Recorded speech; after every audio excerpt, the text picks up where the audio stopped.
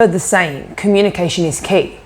The truth is, communication is pointless without understanding the person that you are communicating to.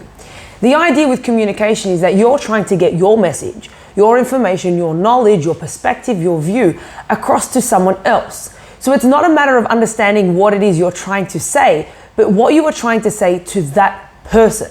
Now, that goes for you speaking to a partner, to speaking to a child, a government body speaking to its people. You need to understand how to speak to that person.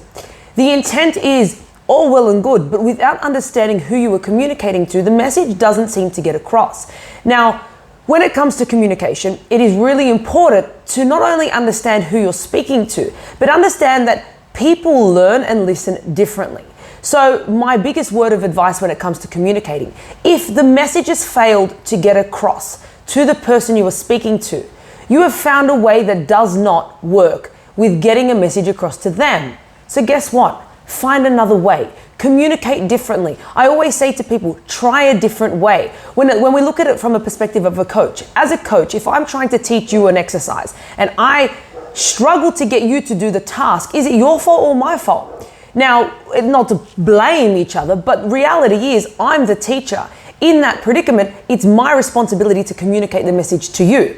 So then as a coach, what I would do is find another way, whether it's a physical cue, whether it's a visual cue, whether I get in there and get hands-on. So it's the responsibility of the person communicating the message to adapt their message, the way of presenting their message to the person they are trying to speak to.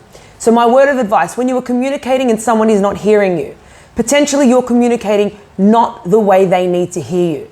So change your method, trial and error, try a million different ways till you find the way that works for them to hear you. Now, sometimes some people just will not listen, and we understand that. But when it comes to the people that you're really trying and you've picked your target audience or the person that you really care to speak to, understand sometimes we need to communicate their language in their way so they understand.